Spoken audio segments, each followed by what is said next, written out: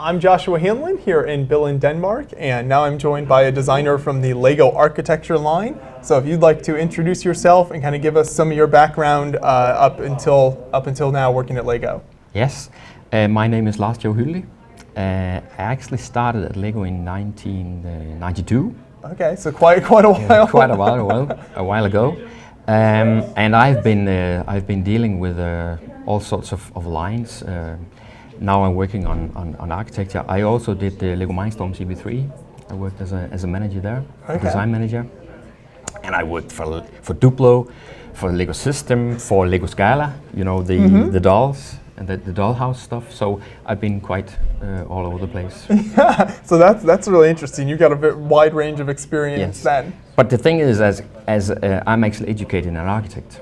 Okay. So I have a genuine interest in architecture. So that I got the chance to work with the Lego architecture is just such a pleasure for me. I'm so you specifically studied architecture then before coming here. Yes, I did. So I guess if someone was interested in becoming a Lego designer in general, or maybe specifically on the architecture line, is that something you would suggest they pursue, an architecture degree, or what kind of advice would you have for them? That wouldn't. I wouldn't mind that. You know, that would probably help. You know, if you have a degree in architecture. But I also say, you know, an interest in architecture or in Lego, you know, and try and build you know, that really helps. So a mixture of both, I think. Yeah.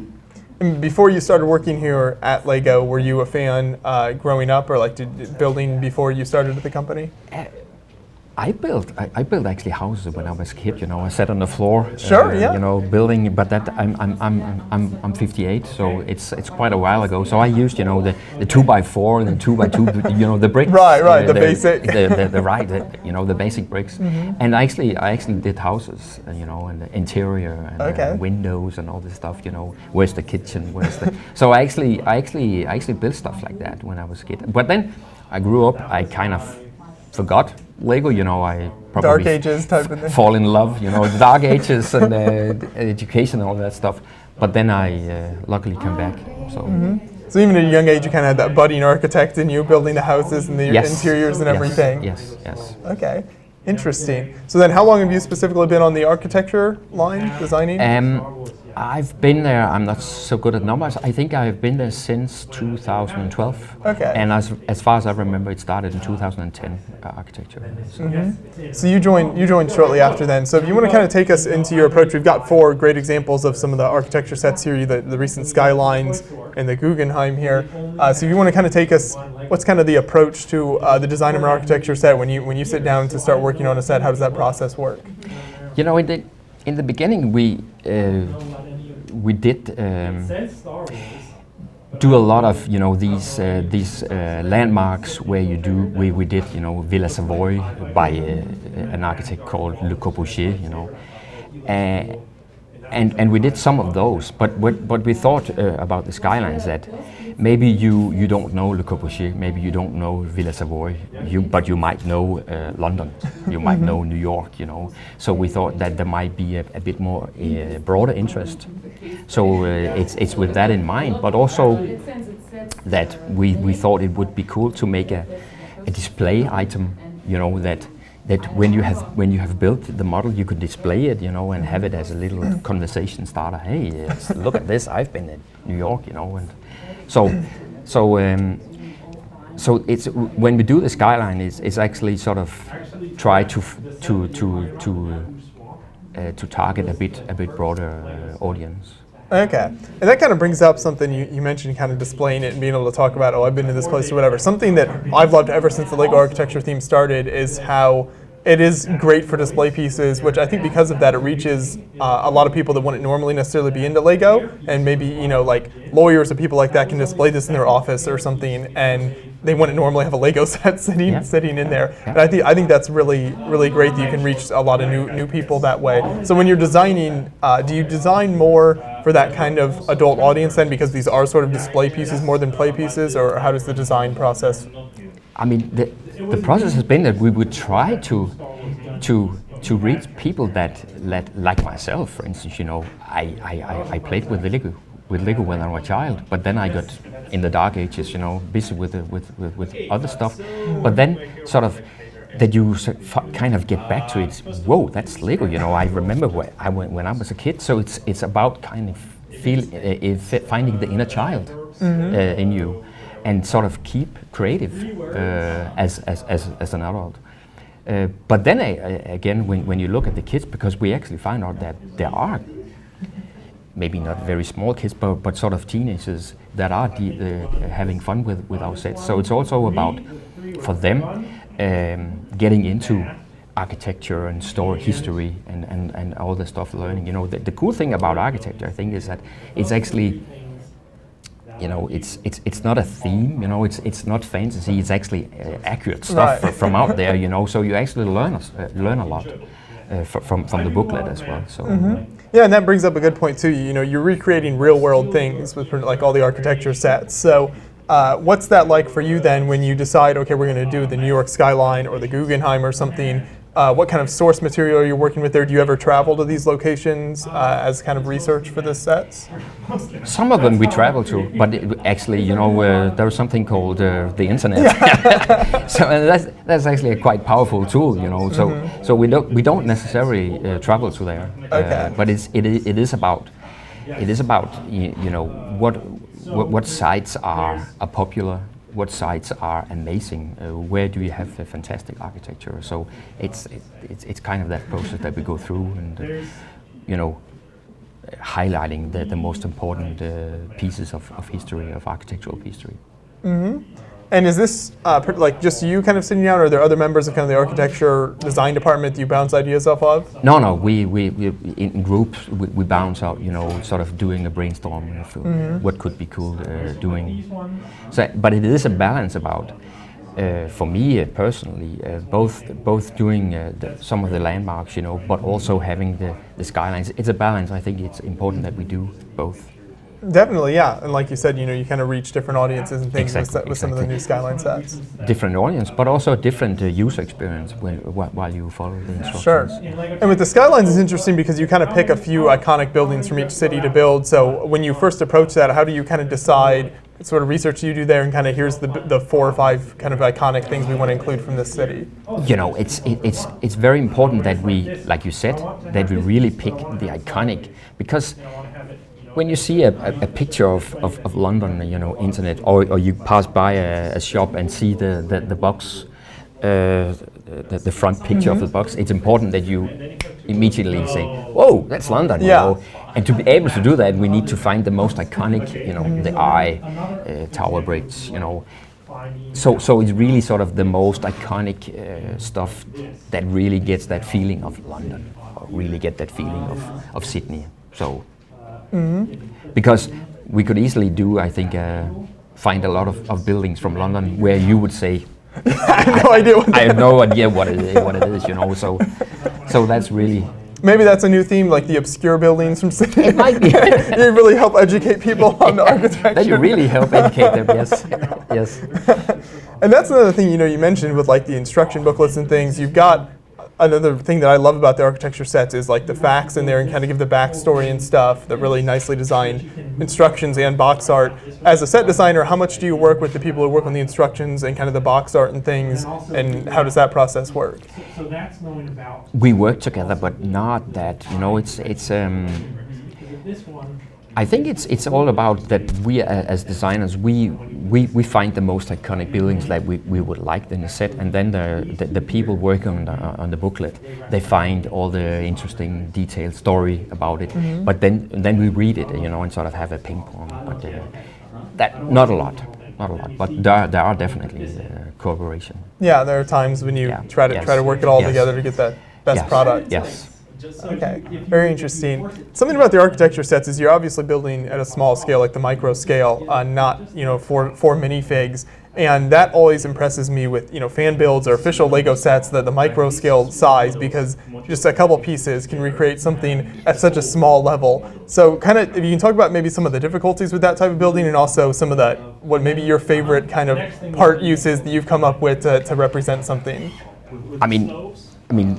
I must say that it is a challenge doing a skyline because it's quite small. You have quite few pieces, so you really need to think of how can we turn this piece, what detail on the piece, you know, and stuff like this. For instance, when you see this, how this is connected, you know, that's where you need to use your imagination, how you create this angle and get it. And also it's about, you know, getting a stable model that is easy to follow, but also looks good, but also is stable.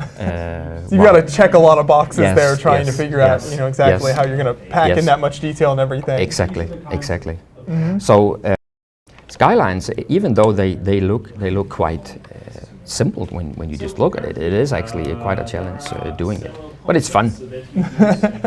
Yeah, overcoming those challenges, I'm sure you enjoy. What are some of the differences between working on the skylines versus a set like the Guggenheim or some of the more traditional architecture sets that came out when the line first started? I think the interesting thing about the landmarks is that you not only of course learn about the architect and when it was built and all that, you also get to know about the inside of the house, the layout, you know, this is where the kitchen is, you know, this is how the flow of the house.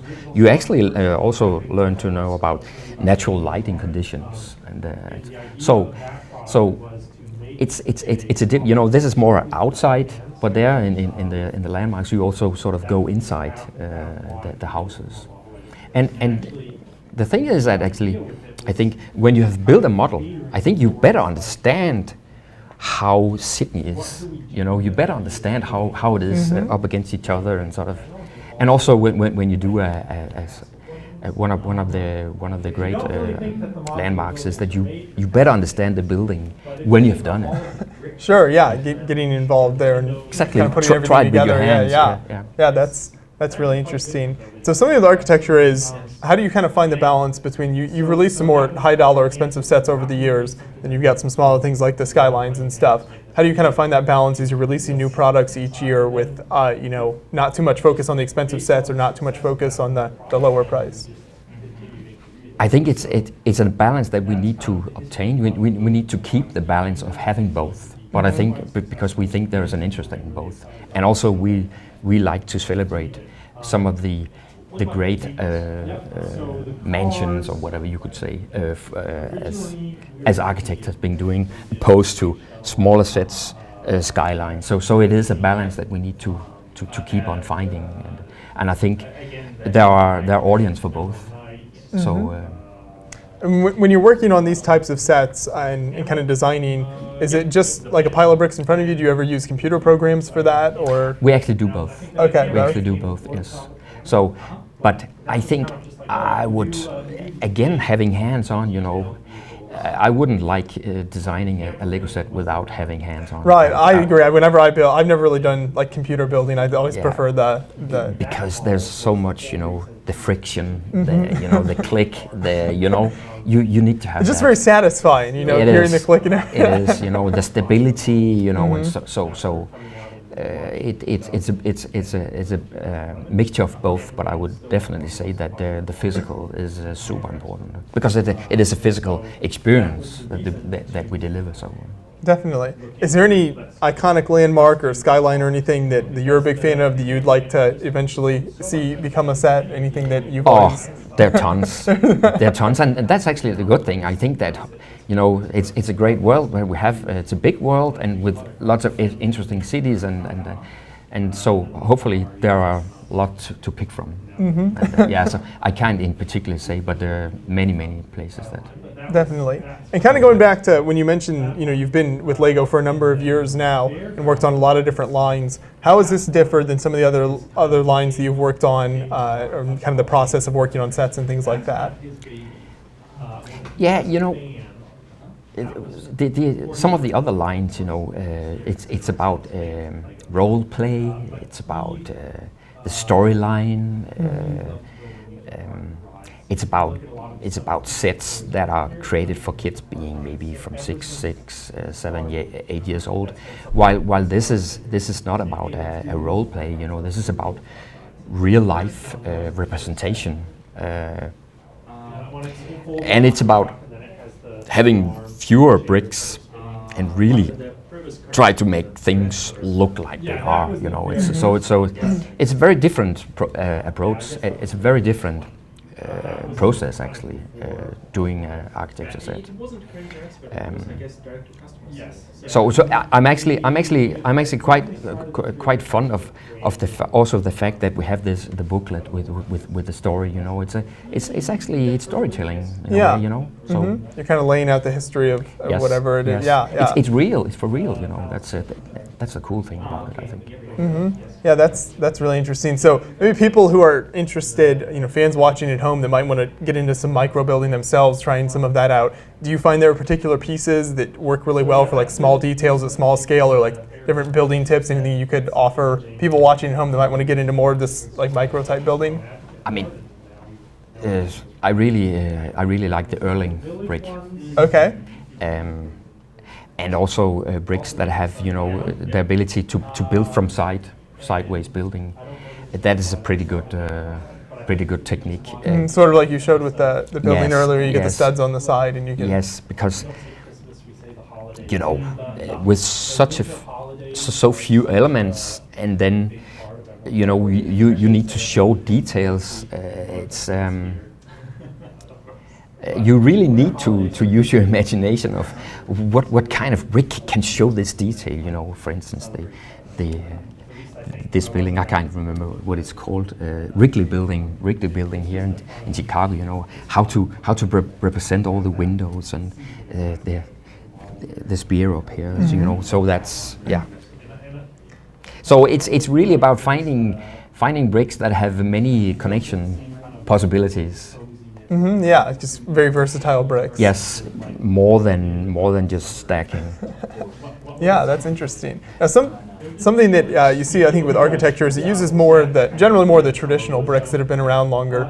So, do you find yourself wanting like a new piece design very often? Since you don't have things like minifigs, then you don't have stuff like that involved. But are there times when you've been able to get new pieces made for some architecture sets? We're not doing new pieces for architecture. Okay, sets. so we're not doing. So we are depending on what other groups are coming up with.